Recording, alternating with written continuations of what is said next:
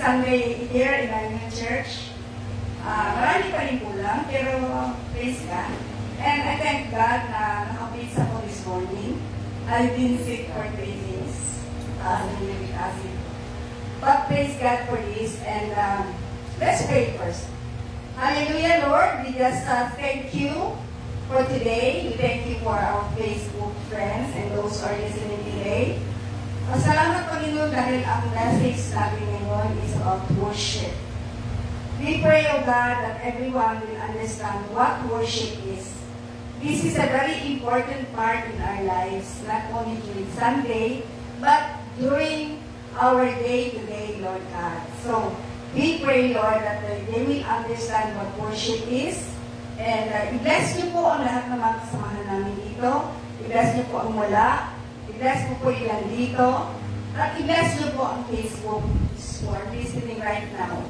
I pray, Lord God, that many will be listening, O God, and they would understand what is praise. Hallelujah. We bless you, we give you thanks, we honor you, Lord, in all things. Amen. Amen. Let's sit down. Let's sit down. Okay. So, ang topic natin is what is worship. Worship is an expression of emotion involved. Dili lang yun na ako ma-inlove ka, mag-express ka sa imong emotion. Amen? Amen. But the worship is kasama yung emotions natin dito na paano kung gaano tayo nakakilala kay Lord. Amen? Amen. And then, thus worship is defined as an active demonstration of a heart connection with God.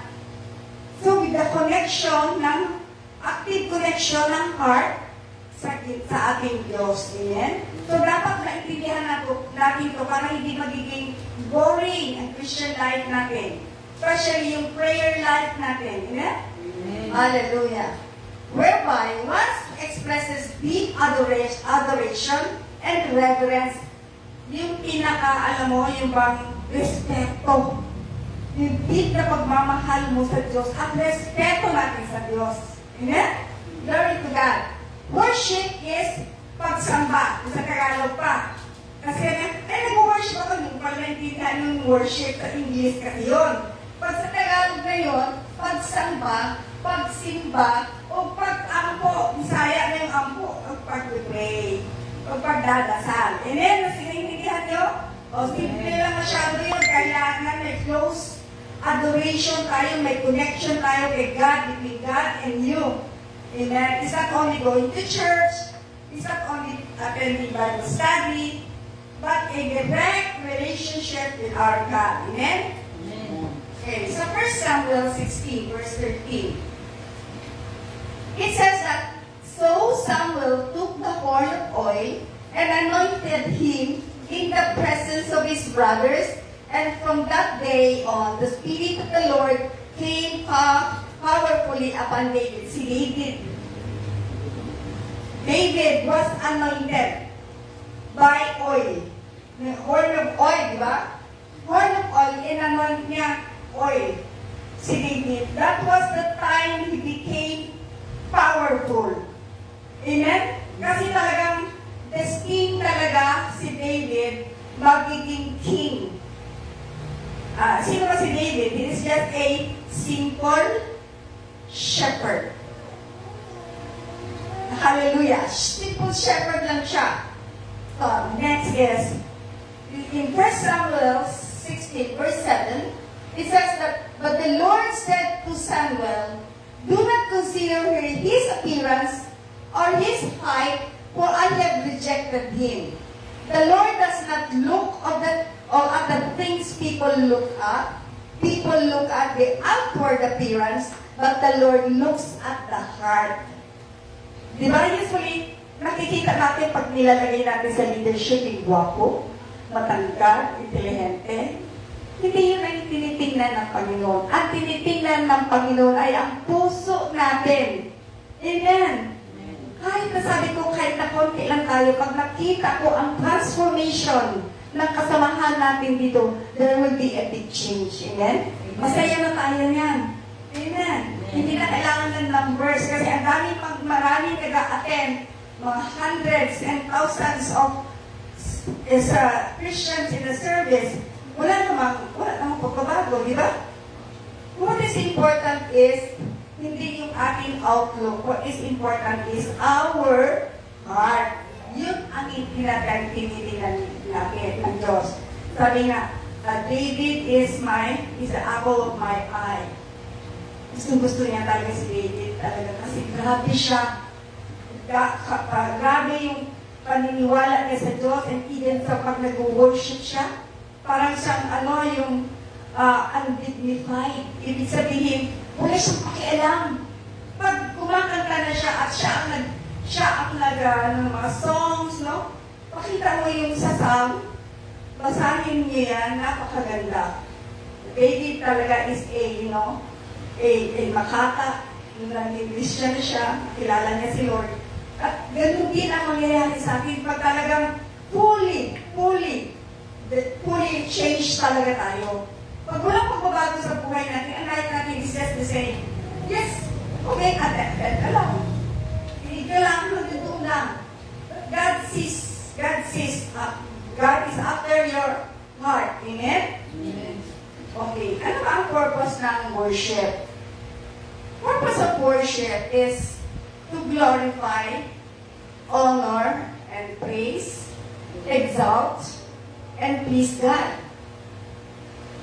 Our worship must show our adoration and loyalty to God for His grace. So, ibig sabihin ng worship is, ihimaya na ito, Ginoo. Honor God in everything that we do in our work, in our family. We honor our God. Nakikita yan sa atin pag natakot tayo sa isang bagay, natakot tayo gumawa ng kasalanan, natakot tayo magsinungaling. That is honoring God. Amen? Kahit walang makakita sa iyo, you just do good. Kasi si Lord doon nakaalam yan eh. Si Lord doon nakakita sa puso mo, hindi naman ako. I cannot judge you. Kahit na makikita kayo gano'n, I cannot judge you. Malay mo gano'n ka, deeper meaning, bakit gano'n? But then, pag talagang ikaw ay sumusunod sa salita ng Diyos, talagang ino-honor mo yung Panginoon. Kagaya ng mga, hindi ba, Presidente, ino-honor natin His Excellency. Pag mga counselor, honorable. O, pag pastor, brethren lang. Glory to God. Dapat naman din, sinabing bishop. Wow, ang gaganda ng mga pangalan. Reverend. Hallelujah. It's not in the name. It is in the heart of the person. Kaya mas mataas ka pa siguro kung ikaw yung humble na tao, kagaya ni David, isang shepherd. Hindi siya yung pinaka-humble na tao, tapos wala siyang pangalan, tapos kasamahan niyo mga bishop, mga pastors. Di ba? Mas ino-honor ni Lord John. Amen? Sabi dito, our worship must show our adoration and loyalty to God for His grace in providing us with a way to escape the bondage of sin. Hallelujah! Pag hindi tayo nakakawala sa kasalanan natin, pabalik-balik tayo sa kasalanan natin, nasa iyo na yun. Amen? So we can have the salvation. He so much wants to give Him and us. Gusto niya talaga na bago tayo. Gusto niya talaga yung pinibigay niya salvation niya sa atin. Dapat sa Bisaya pa, ang pingan na to, dili na to yaga-yagaon. Because He has sacrificed a lot for us already. Amen? So, pinaka-importante na alam talaga natin ang paano mag-worship sa Ginoo. So, next. The nature of the worship of God demands is the prostration of our souls before Him in humble and contrite submission. Amen? Ano ibig sabihin nun? What we mean by this prostration? Yung parang you're giving everything, giving it all to God. Sabi dito, all, yung ating soul, binibigay na natin lahat para sa Kanya. Walang, alam mo, pag hindi ka pa talaga just praying Christian. But eventually, pag tinas ka ni Lord, I'm going to do anointing of oil sa lahat para mag-transfer ng Spirit mamaya. Okay? Before, gusto niya na magpakumbaba tayo with total submission. Ano total submission? Magpapakumbaba na tayo sa Kanya at tinataas natin ang Diyos, total submission following the commands of God. Amen? Kasi hindi ka kasi you cannot go into worship pag kulang ka. Pag may makakakanta na dyan, magulog ka, maingay ka, because you don't understand it.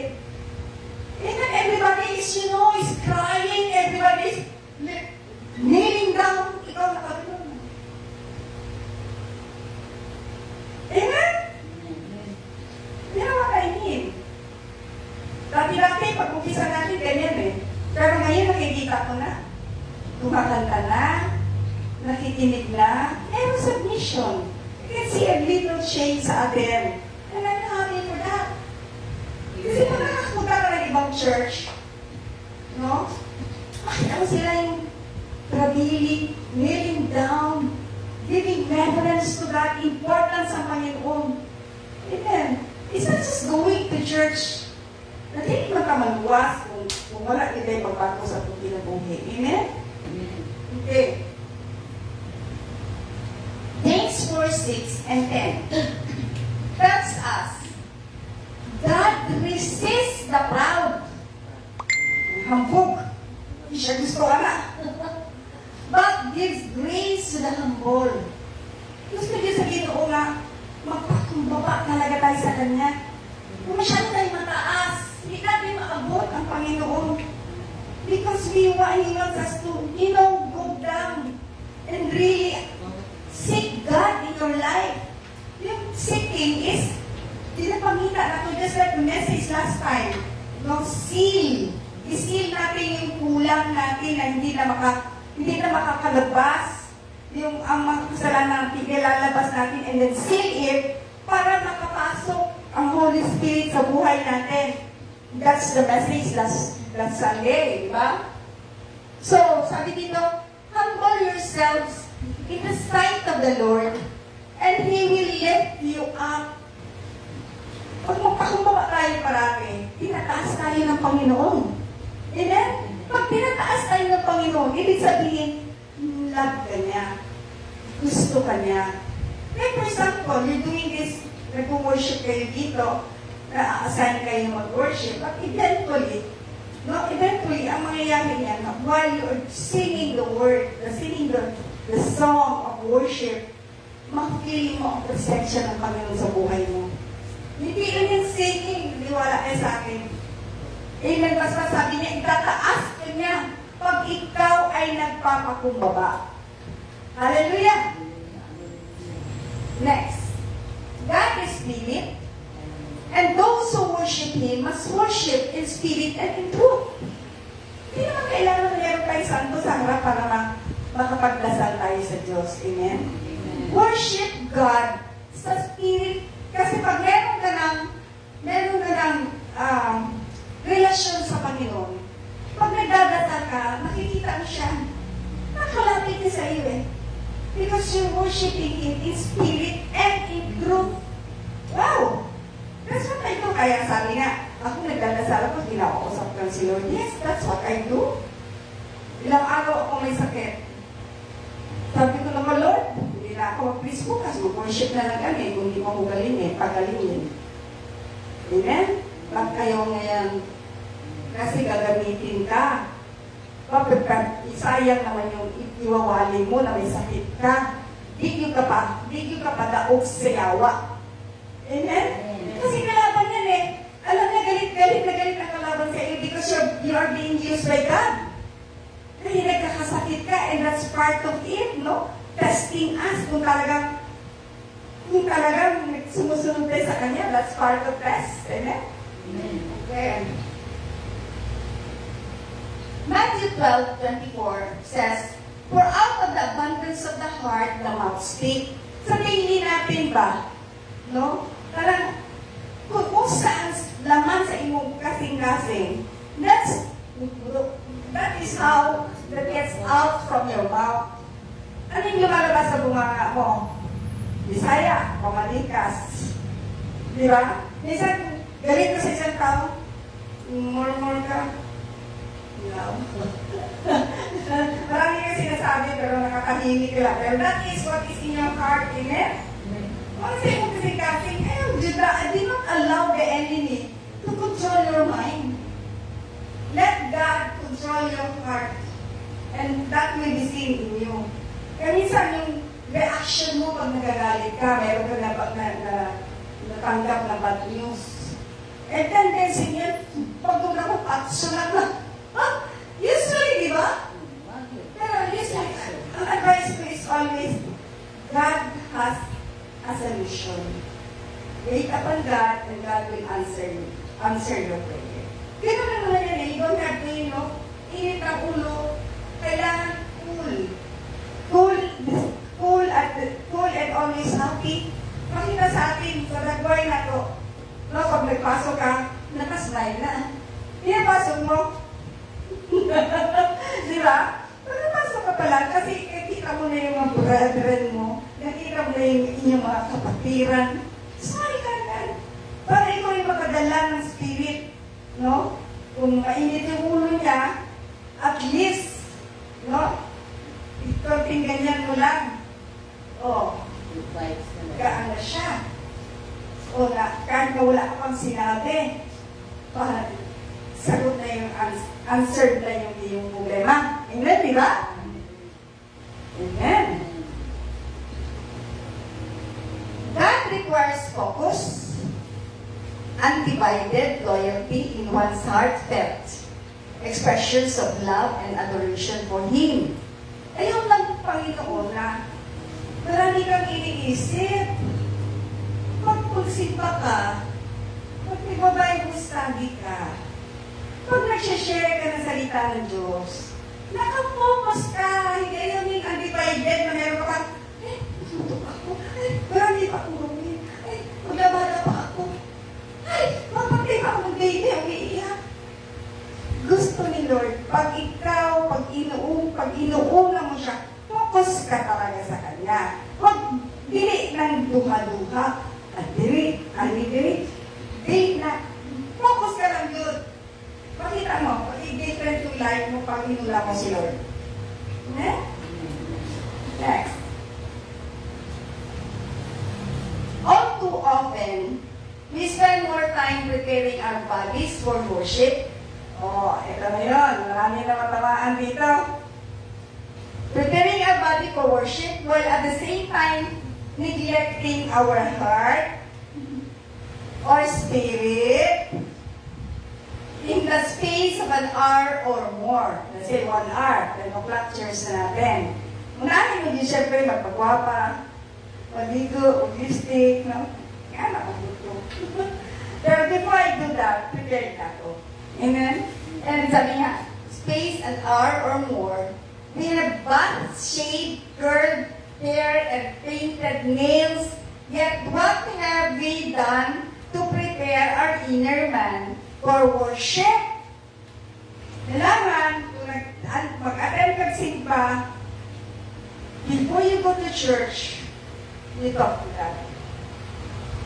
You don't rush on anything. Before ka mapapula, lipstick, kausapin mo na si Lord. Kasi He will really speak to you. Kausapin ka ni Lord and maghatag na siya na nagkaalam, wisdom of what to do. Especially kung mayroong kang part sa church. Kasi ikaw yung mag-speak, hindi namin speak eh. But, you know, the anointing will just flow. Mag-flow yung anointing kung ginagamit ka ni Lord to speak, to pray, to worship. Amen? Amen. Kahit na lang mag-shake hands ka pagpasok ko sa church, ikaw ulit mo shake hands ka, yan ang trabaho mo.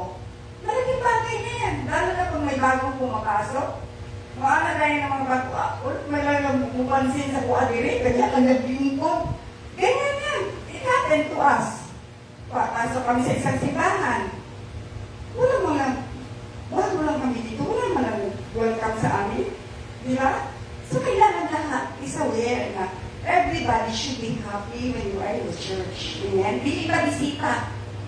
No, we are members of God. Amen? And then, ano daw ginagawa natin bago mag-worship? Yun ang tanong. Okay? All too often, we spend more time preparing our bodies for worship services, while at the same time neglecting our heart or spirit. Yun nga, hindi na natin na binibigyan ng halaga yung puso natin, yung Spirit of God in our life. Amen? In the space of an hour or more, tapos ito. Sadly, after that, come obstructions from the enemy that leave our hearts even less prepared. Okay? Ito yun. Pag hindi tayo prepared at meron kang functions sa church, ang demonyo makabuhat o something sa imuha. Pwede kang gamiton to distract us. Pwede kang gamiton na ang service hindi magiging fruitful. Walang anointing. Why? Because there is one na nagpasok na hindi prepare. Galit, mainit ang ulo. Dapat hindi natin yan i-allow sa church. Amen? Na lahat tayo, our responsibility is to pray for one another. Just like what I did. Please pray for me na nagkasakit ako. Hindi ko kaya ako lang isa.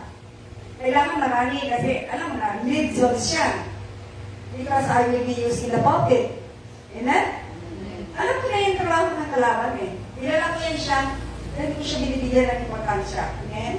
Next is, leave our heart even less prepared, yet we press on and attempt to enter into worship. Yan. Yan ang maging labas sa atin pag nag-worship na tayo. What happened?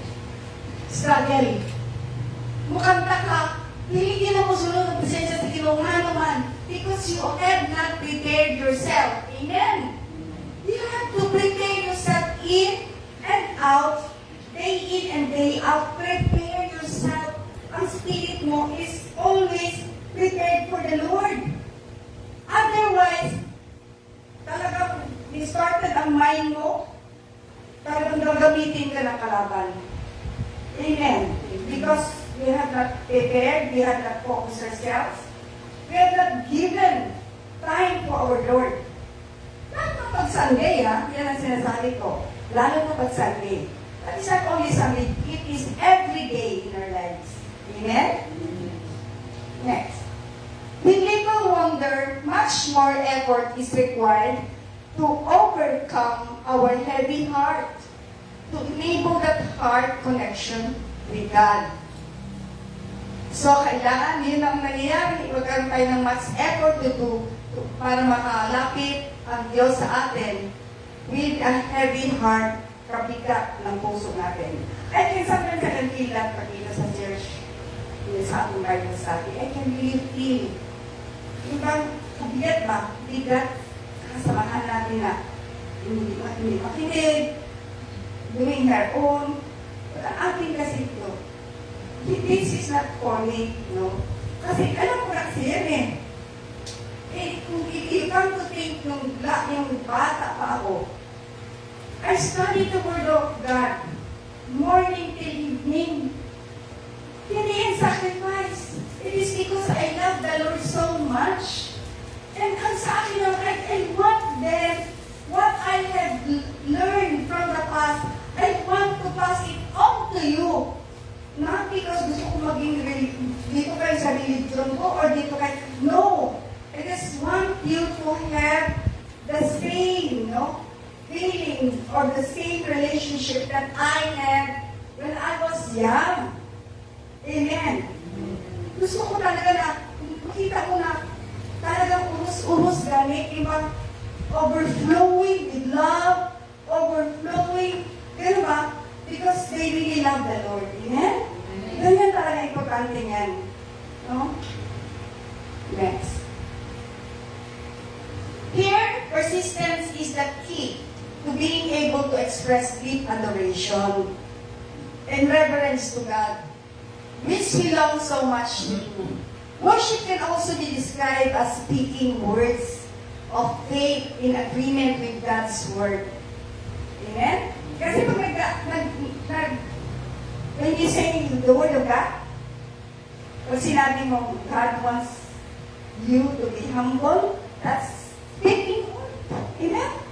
Speaking the word, that's precisely, I post a lot sa Facebook, lot of words, and we just read it, and alam mo, hindi natin alam anong problema nila. Kaya hindi naman ako physical na nag-share, but hindi nila alam anong problema, hindi ko alam ang problema nila, and that would help. Many times, meron nag-message sa akin on time for their problem, na nakatulong talaga sa kanila. Amen? Amen. And then, speaking words of faith in agreement with God's word. Napaganda niyan. Alam mo, ay, dati-dati kasi nahihirapan ako mag-memorize ng word of God. But ngayon, it will just come out in my mouth. It will just come out sa aking mga kabili ko, anong sasabihin ko. Lumalabas na lang yan kasi I've been studying it eh. Hindi kasi mo memorize talaga salita ng Diyos kung hindi ka talaga nagbabasa. Hindi mo talaga alam ang word of God. Amen? Oh, ngayon kasi hindi naman sa pagyabang. Edad ko ba naman ito? Sino makapantay ng age ko eh? Sino dyan sa inyo? Just tell me. Sa age ko ba naman ito? Na everyday nagbabasa ng Biblia, hindi ko pa ito, hindi ko pa alam. Amen. Amen. Hallelujah. Next. Worship will play a vital life, changing role in people in these last days. Amen? Are we in the last days? Amen. Panay ba naman ang mga sa Facebook na rapture? When Christ will come, ano ang mangyayari at ano ang nangyayari? Ang sabi dito, vital role, importanteng role sa ating buhay. Kasi kailangan prepared na tayo eh. Prepared tayo, kasi there would come a time, wala ng preaching. There would come, sabi nga, merong notice that there will be 3 months no internet because yung sa ano po yung science nga. If that will happen, wala tayong communication, mahirap mag-communicate. But if you have your Word of God, eto, if you have your Bible, even without internet, you can still survive. Amen. Ito yung aklat ko masyado. Dahil sabi nga ang hindi gani maraming mga tubig-tubig, hindi sabihin hindi nabasa. Amen. Hallelujah. So, it plays a vital role, ha? If what we call modern worship services complete with, ito na yung mga simbahan ngayon. Minsan, makita ko yung mga simbahan, galing talaga ng worship, maraming worshipers. Ang ganda ng mga tugtog. Mag-bless ka, magsunod-sunod ka talaga dyan kasi ganda ng mga mag-worship at ang mga speaker, ang gagaling. Ang sabi dito, multimedia presentations, dynamic preaching. O sabi dito, and other forms of entertainment would have done it. Jesus would have already returned for his spotless bride. Kung ganyan talaga, lahat ng simbahan, no? Kung yan ang mga simbahan, na maganda ang mga kanta, magaling ang speaker, na Reverend, ano yung pangalan ng Bishop of what church? Doon lang ako kasi mayaman yan. Ayaw mo nga kasi nakapag-pray yung simbahan. Walang gayat mo nirin at tulo-tulo. If that is really happening sa mga churches, then Jesus would have come. Bakit wala pa siya?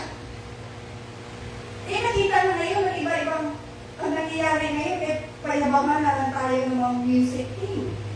Payabangan tayo ng magagaling kumakanta. Pag walang kakanta, may dami, di ba? It is not that. The heart of worship is what is in your heart. Amen. Hallelujah. O, makarating na sana siya kung ganyan ang talaga ang church. Kaya minsan nasabi ko dito, kami kulang kami, wala kami microphone, wala kami, ang tawag, walang instrument. Microphone, dahan-dahan pang binili. Pero hindi naman importante doon. You can worship God. Sagaling sa puso natin, no? In spirit and in truth. Amen. Amen. Hallelujah. Instead, God Himself is waiting for the true worshipers to return to a place where they worship Him in spirit and in truth, in complete freedom from time and social customs. Amen? Yan ang inaantay ni Lord sa atin. Hindi na tayo kailangan na may altar pa tayo dyan. Hindi na kailangan na, God, when you pray, it is sure. Ang tawag nito, yung iyong relasyon sa Diyos na parang siyang tatay ba? Na minamahal mo, sinasamba mo. Amen? Hindi mo sinasamba yung pastor. Ang importante, si Jesus. Amen. Yun ang inaantay ni Lord, that you worship Him in spirit and in truth. In reverence. No? In reverence to Him. Di ba? Pagmamahal natin sa Diyos. Amen? Amen. Hallelujah. Worship. Sino tayo? Worship is about the glory of God. Singing and playing praise to God. Yes, God is good. His loyal love goes on forever. Hallelujah.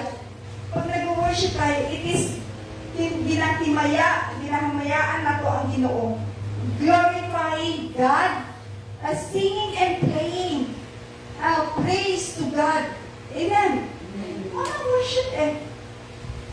Kaya pag ang lahat sanay na mag-worship, gaan na lang kaayo, lamig kaayo ng lugar na sulok-sulok nagkanta kayo on our own, because of our experience, because of our love, na lipad kita kayo na dili lang kang nagtindog, naging anak na mo.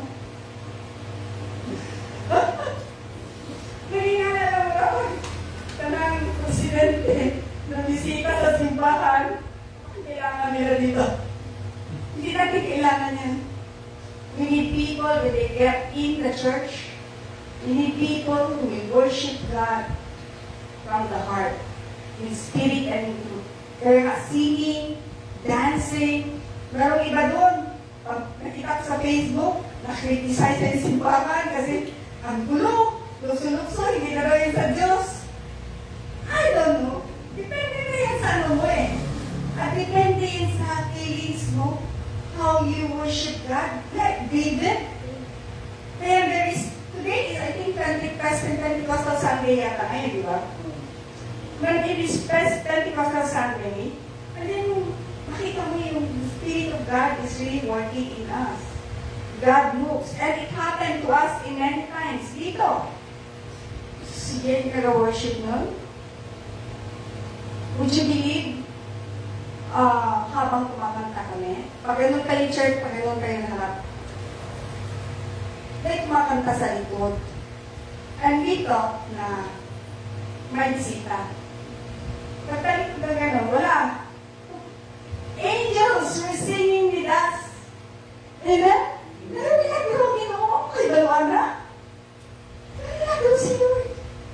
The angel sings with us. And it happened na sa Apogeo kami. Ang laki-laki na simbahan, konti lang kami. Siguro mga 10. Tapos, biglang may kumakanta sa likod. Eh, ang sarap mag-feel ng worship ko. Hala, kanta lang. Maya, sabi ko, ganda talaga ng ganda nila. Hindi sa likod. Oh my God. Walang tao. Many times, I heard the angels singing. Amen? Ang ganda yan, and it will happen to these church again. Meron ka rin bata noon, bata pa siya. Ang mga teachers namin nagaturo sa kanila. Tinuturuan sila ng worship. Hindi mo natin dyan. Walang maniwala na teachers. Sabi niya, teacher, nag-dream lagi ako. Na si Jesus, maabot na siya. Nag-umiiyak ang bata. Hindi sila naniwala. Sabi ko, sige, document natin. Eh, hindi kasi sa documentation. Eh, wala. During meditation. Ano ko sila? Pag-testify mo yung bata. Would you believe? Kasi walang maniwala. May dumaan. In quick second, down. Tapos nakita ko, oh, ano ito? Wala namang dumaan. Nung sinushoot ko yun, wala namang dumaan na bata. Sinasabi niya yung testimony niya. Usually, the Lord speaks to children. Kasi ang mga puso nila wala pang mga kasalanan yan. Mga innocent yan sila Kaya si Lord speaks to them. Amen? We wait for the church or for the time that mag-move na lang ang Holy Spirit. Nabili na itong pugsun. Move na lang yun ang Holy Spirit ako. Amen? Amen. Next. 2 Chronicles 5 verse 13 to 14. Then a billowy cloud filled the temple of God. God. You can just imagine, yung temple, puno ng clouds. The priests couldn't even carry out their duties because of the cloud, the glory of God that filled the temple. Amen? The glory of God has filled the temple. Imagine mo daw, pasok daw ang clouds diri. Kaya ang pari nag-preach or ang pastor nag-preach. Di naka-preach ang pastor or ang priest. Di na siya maka-preach because of the clouds. Amen? Amen. Oh my God! Pagdating ni Jesus, inaanak na ka. Amen? Amen. Next. 2 Chronicles 7:1-2. As soon as Solomon finished his prayer, fire came down from heaven and consumed the burnt offering and the sacrifices. And the glory of the Lord filled the temple, and the priests could not enter the house of the Lord because the glory of the Lord filled the Lord's temple. Amen. Woo! Are you excited about it? Amen. Diba? You just imagine, when the time comes, God will fill this church with His presence. Amen? Hallelujah. D. Okay. Worship leads to breakthrough. It's amazing what happens when the saints worship. Sino ba ang saints?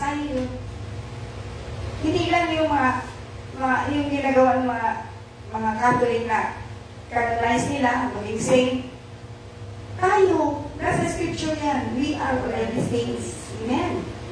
And sabi dito, when we elevate our vision above circumstance, above getting an answer, above our comfort, God moves on our behalf.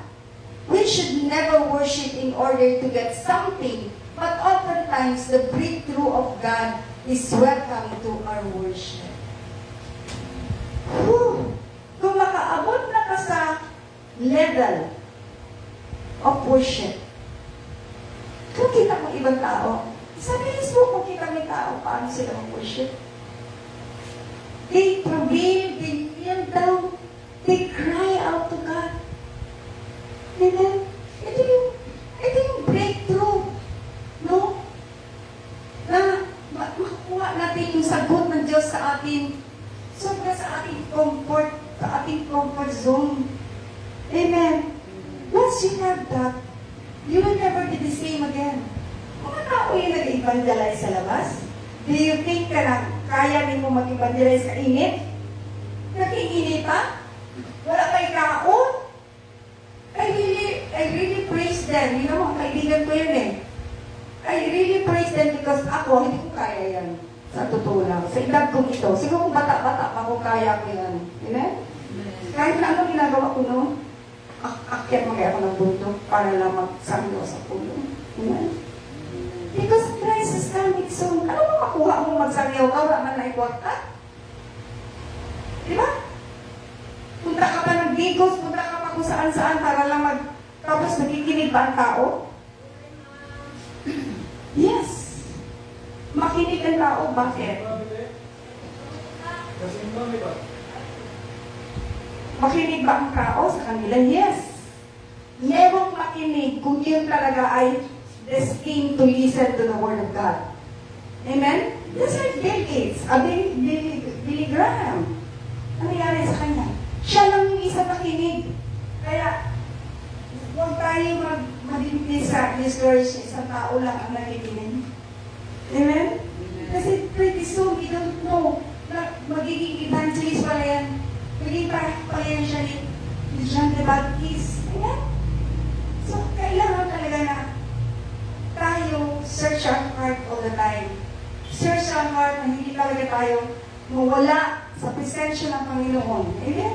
Kasi pag sa worship kasi, pag talagang grabe na yung worship mo, that would lead to breakthrough. Ano yung ibig sabihin? Nung kami, magpe-prayer kami yan, iba-iba yung lasa namin. Intercession. Merong isa magsabi, nasusunog yung San Pedro. Merong isa magsabi, may pinapatay doon. Ba't totoo? Nangyayari? Ganon kabilis ang breakthrough namin pag nag-pray kami.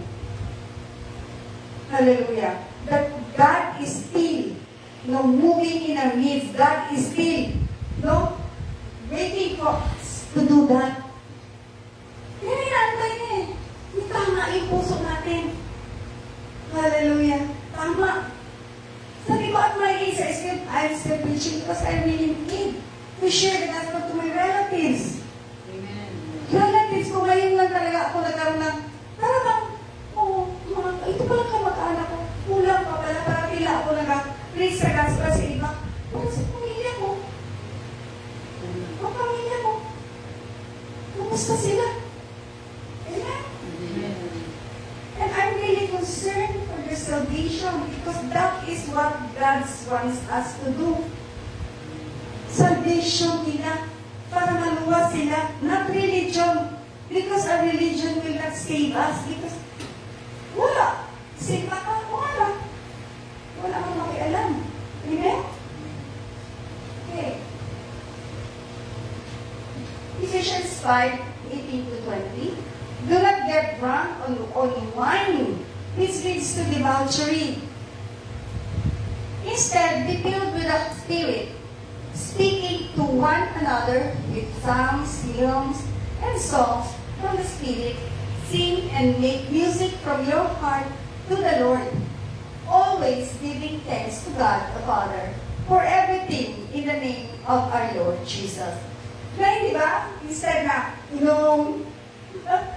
mag-inom ka dyan, kailangan be filled with the Holy Spirit ka eh. Kasi at all times, nagagamit ka talaga ni Lord eh. Kasi pag sabi na, ay, kulang mo na araw na ito, pag hindi ako nag-inom. Alisin natin yan. Alisin lahat ng vices natin and God will move in your life. Amen? Pag wala nyo kayo, di ba matagal ka ng Christians and then Christian at wala ka talagang, hindi ka talaga naglago? Amen? It is because of the things that you have not given up. Amen? Vices is one. Why? Because of they hold you. Di lang, okay lang man na. Di makamatay anak. Sino magmumong yan? Ang kalaban. Di lang lamig man. That is in the flesh. I tell you, I'm not walking in the Spirit because you are still in the flesh. Ano ba ang fruit of the Spirit? Love, kindness, perseverance, forgiveness. Lahat yan. You cannot bear the fruit of the Spirit kung naalang kaya kung kang dinadala sa inyong yawas. Amen? Glory to God. Yes. Summary natin ha? From A. A. The purpose of worship is to honor, praise, exalt, and please God. B. The nature of the worship God demands is the prostration of our souls before Him in a humble and contrite submission. C. Worship is about the glory of God, singing and playing praise to God. Worship leads to breakthrough. Amen? Hallelujah? Nag-get na ba natin yan? Amen. So next time, pag nag-praise and worship tayo give our all to God. Amen? Amen. And, okay. Give our tithes and offering.